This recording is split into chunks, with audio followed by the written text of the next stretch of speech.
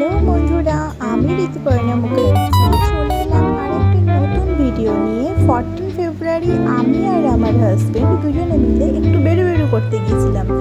তো প্রথমে একটা ক্যাফেটেরিয়াতে গিয়ে একটু খাওয়া দাওয়া করে ঠিক পেট ভরেনি। আবার মনে হলো আর একটা নতুন কোথাও গিয়ে একদম পেট পুজো করে ডিনার করেই বাড়ি যাব। তাই জন্য ক্যাফেটেরিয়া থেকে ব্যাক করার পরে আমরা আবার আরেকটা কলকাতা প্যান্ট্রিতে ঢুকে ডিনার করে তারপরে একদম সোজা বাড়ি। টাটা। আমার ভিডিওটা কেমন লাগলো তোমরা আজকে প্লিজ